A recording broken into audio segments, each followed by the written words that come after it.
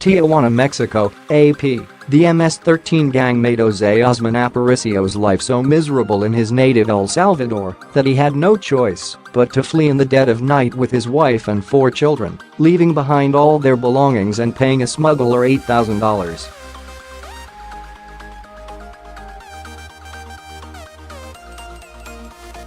Aparicio is undeterred by a new directive from Attorney General Jeff Sessions declaring that gang and domestic violence will generally cease to be grounds for asylum.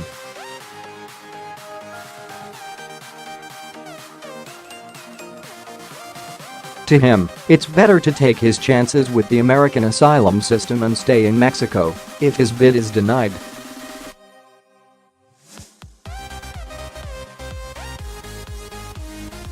"Imagine what would happen if I was deported to El Salvador," he said Wednesday as he waited at the border to enter the U.S.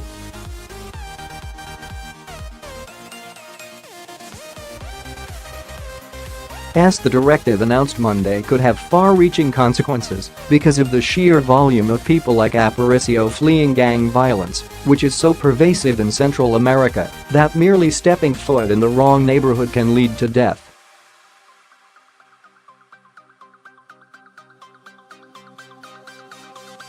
The Associated Press interviewed several asylum seekers this past week at a plaza on the border, and each of them cited gang violence as the main factor in fleeing their homelands.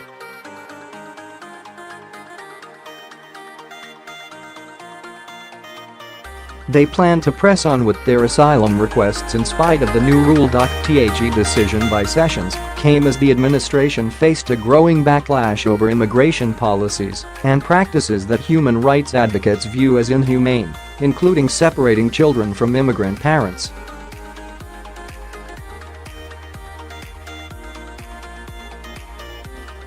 They leveled similar criticism over the asylum changes, which the White House says are necessary to deter illegal immigration.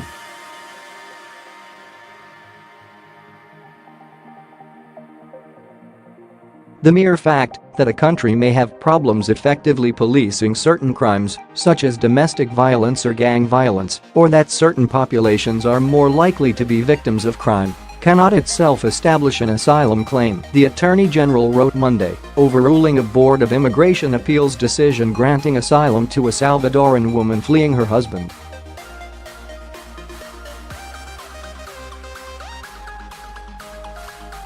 U.S. officials do not say how many asylum claims are for domestic or gang violence, but advocates for asylum seekers said there could be tens of thousands of such cases in the immigration court backlog alone.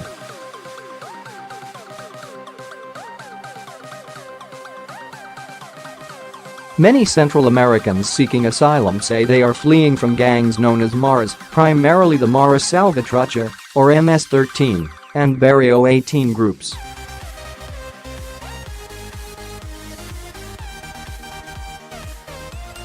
President Donald Trump has condemned those groups and the violence they commit in the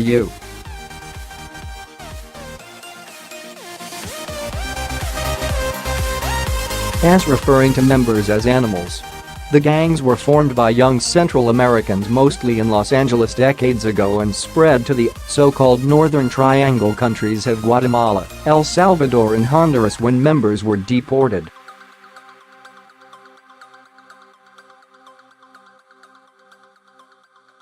Today Honduras and El Salvador in particular routinely post some of the world's highest homicide rates.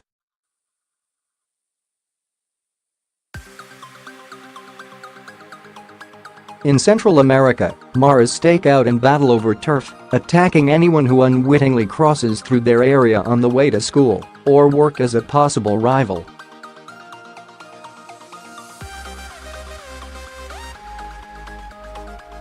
Gangsters sometimes forcibly take over people's homes. They extort bus drivers and small business owners, killing those unable or unwilling to pay.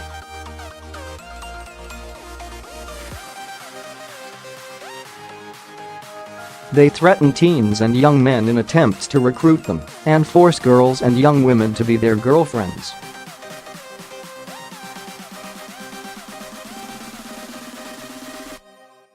Maureen Meyer, director for Mexico and migrant rights at the Washington office on Latin America advocacy group, said the ruling would make it very difficult for a lot of the people seeking asylum in the United States.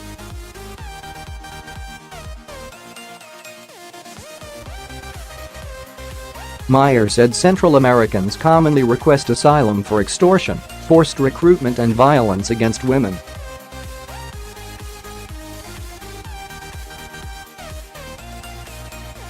Where the gangs are prevalent, moving elsewhere is not an option, she said. People feel very insecure in their homes and continue to see the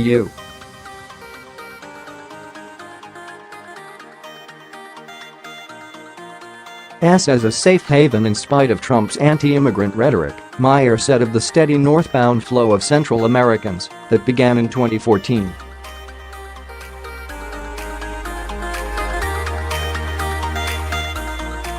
More than 100 asylum seekers gathered Wednesday near the entrance to San Diego, the largest crossing on the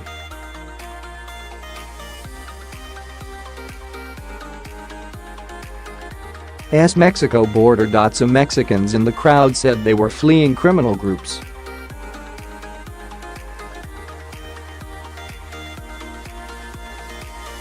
Holding her 7-month-old daughter and trailed closely by her 5-year-old son, who was on crutches because of a gunshot wound, Maria Rafaela Plancart said she abandoned their town near the western Mexican city of Zamora after her husband was shot and killed behind the wheel of the family car as they fled a party stormed by gunmen.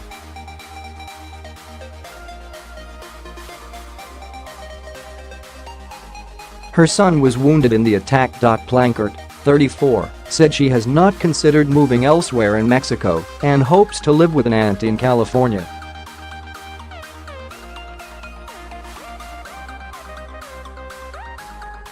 I will feel more comfortable with a family that I know, she said. Alejandro Arroyo said he fled Apatzingán in western Mexico with his wife and their 14-year-old son, hoping asylum would bring them to his wife's family in Gilroy, California.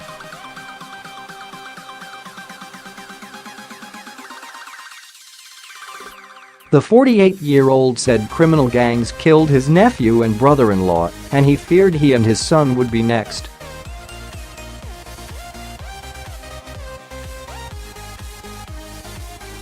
They initially sought refuge in Tijuana, but requested U.S. asylum after being robbed by local police.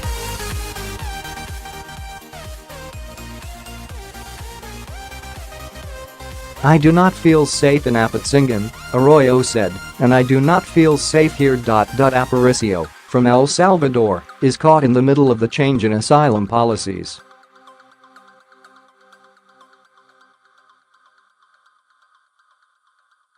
His wife requested asylum about a month ago with 3 of their children ages 2, 10, and 12, and they were released to a family in Maryland while their cases wind through immigration court.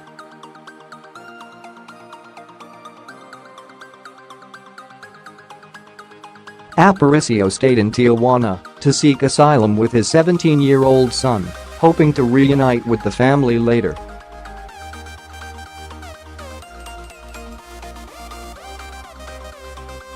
Sessions subsequently made his ruling on gang violence, but Aparicio is still pursuing asylum and hopes to get into the U.S.